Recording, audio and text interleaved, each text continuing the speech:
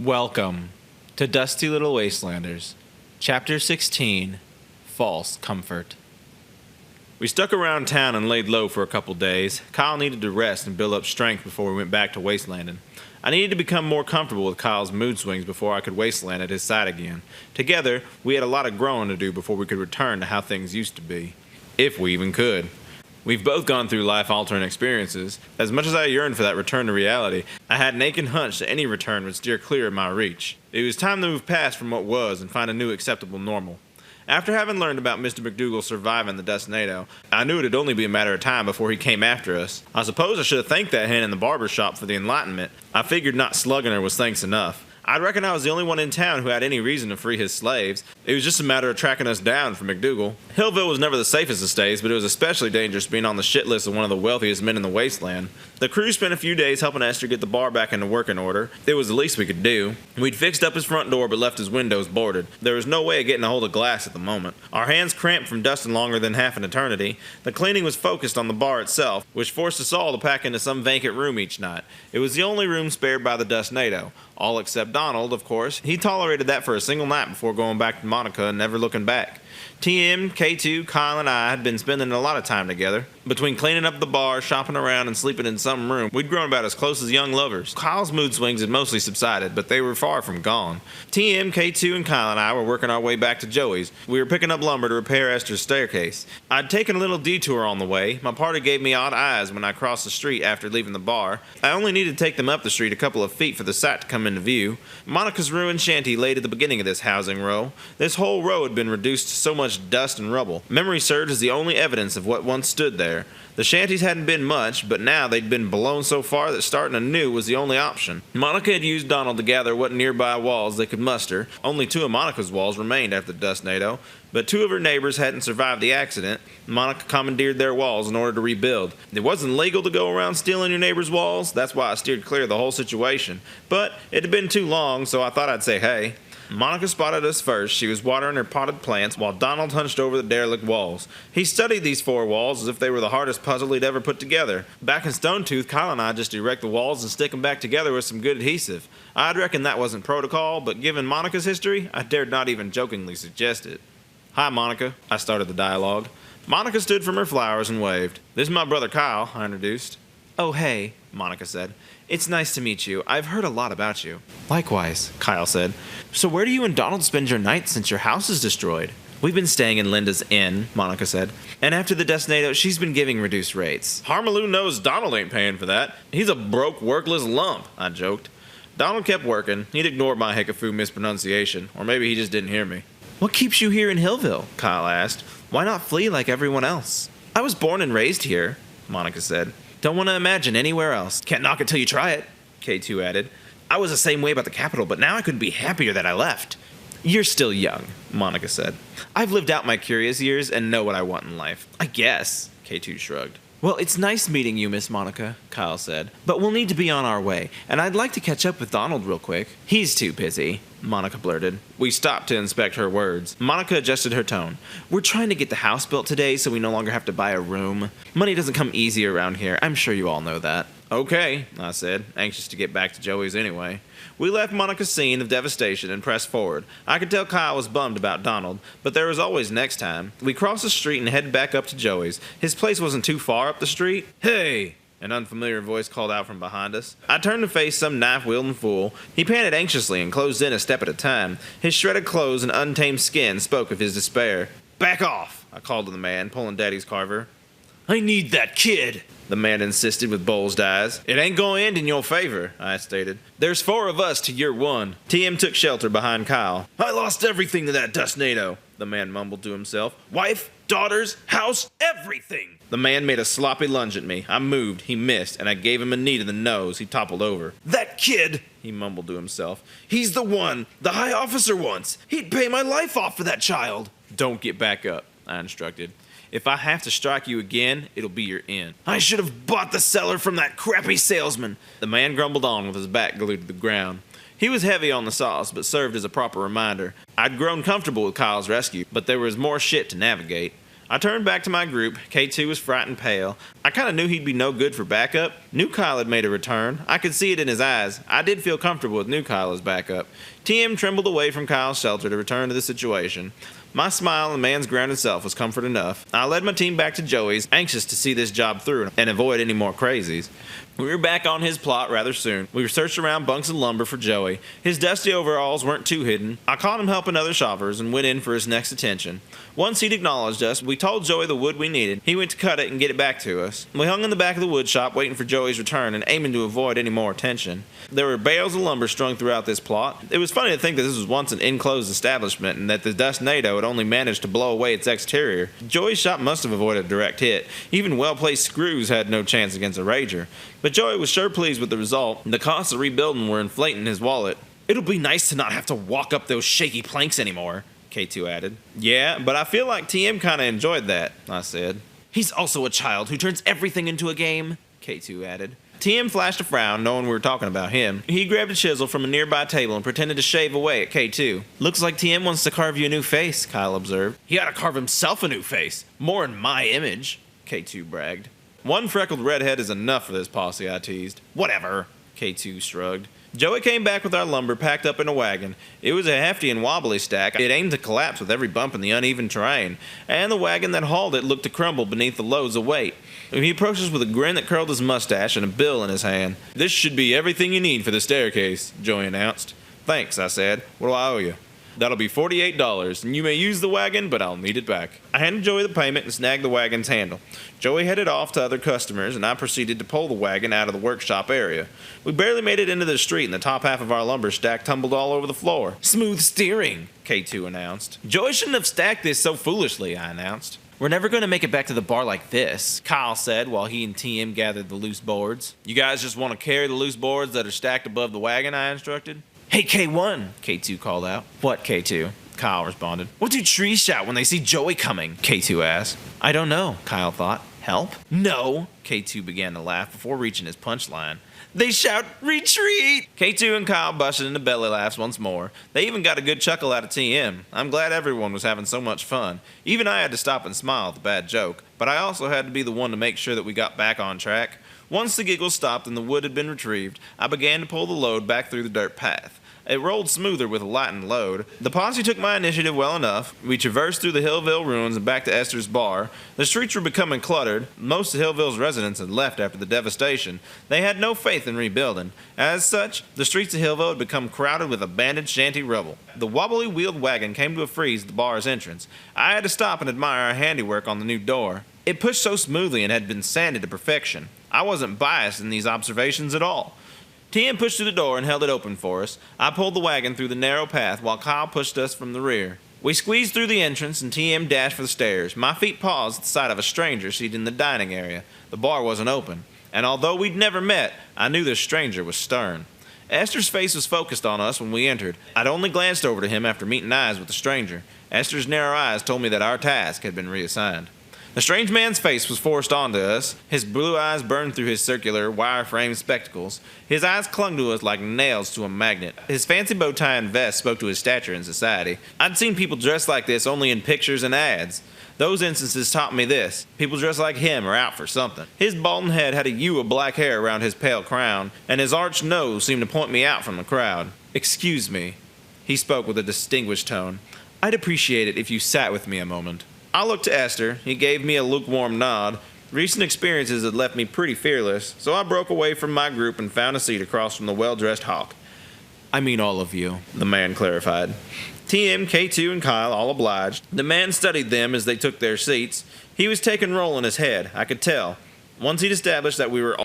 Hey there, what's up? LL Smith here. Thank you so much for enjoying my audiobook. I'm going to interrupt you real quick and say, if you get real anxious to hear what happens next and just can't wait till next week, or if you get the urge to just support such a stunning, ruggedly handsome, and awesome independent creator such as myself, I encourage you highly to go follow the link in the description and support the official release. Thank you so much for listening, and let's jump right back into that story.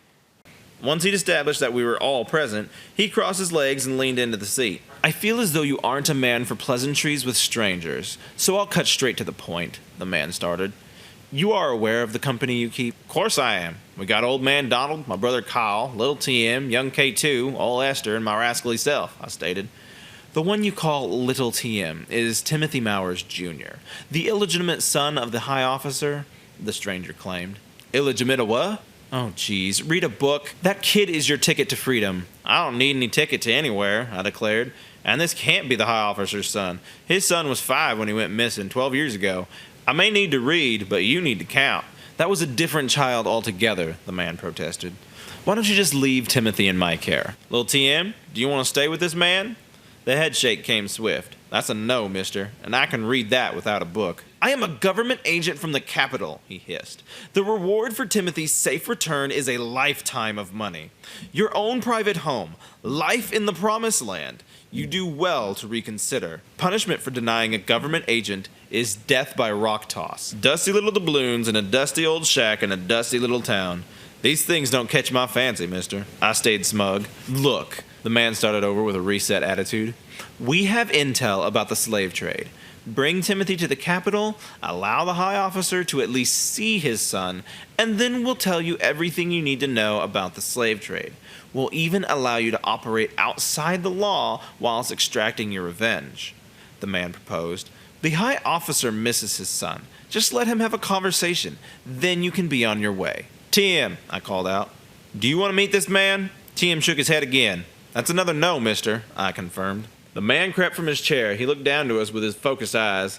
They held a grip all of their own. The government will not be bargained with, he stated. If you won't give up Timothy and claim your reward, then I'll take him. The man unbuttoned his vest with calm hands. The barrel of his firing pistol glared against the light. It sat hidden beneath the man's vest. He aimed for a shot exchange. I reached into my butt pocket. Nerves chilled my body. I'd only read of these shot exchanges in stories, never realized they existed in reality. New Kyle threw himself across the table. It had to be New Kyle. His shoulder caught the man's gut and his feet tangled into the table, taking it down on top of them. There was an exchange of grunts and thuds, but the agent was dead before I could draw my pistol and stand from my seat. I looked over the toppled table at New Kyle. He held a jagged knife in his hand. It dripped blood from the agent's shredded throat.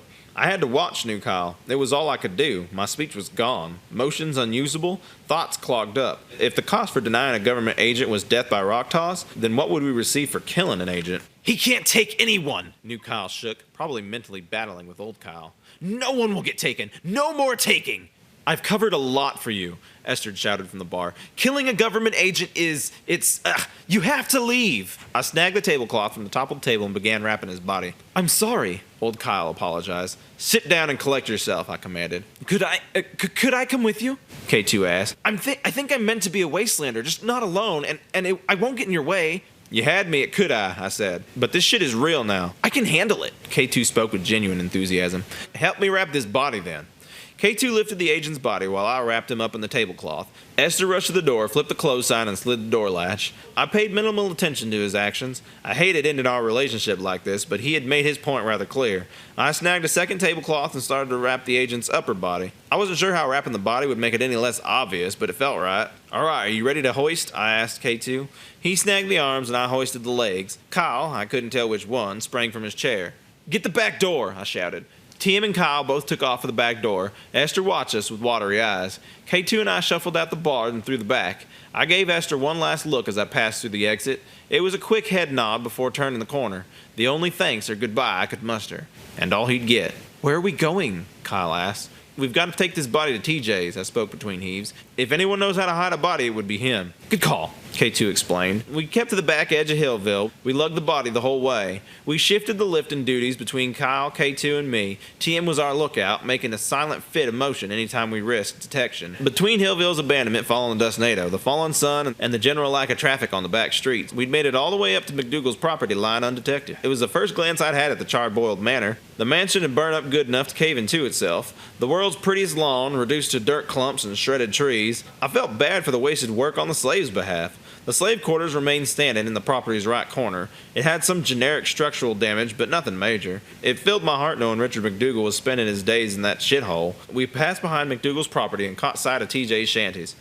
I never thought those ragged, falling apart shanties would ever be a source of security for my mind, but in this moment, they felt like the only safe place. I checked for the chalk mark and it was above the far left shanty. I steered us to the left. Each step met with a new nudge in the right direction. My team eventually caught on. We were on TJ's doorstep and anxious to drop this body. Kyle and TM both pounded on the door, an excellent way to start a panic. TJ's door swung open with fever. Smoke poured from his room, enough to make me go loopy. I hoped he was hosting some Greenleaf party, because he'd be no good to us if he'd consumed all that on his own. He looked up to us with an expression of shock slapped across his lips. "What the hell?"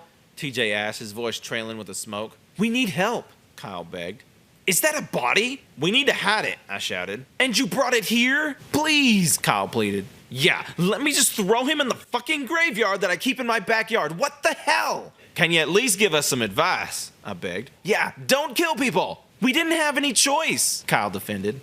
He looked to the body, then back to us, inhaled some more green leaf, then back to the body, and then to us, and the body again.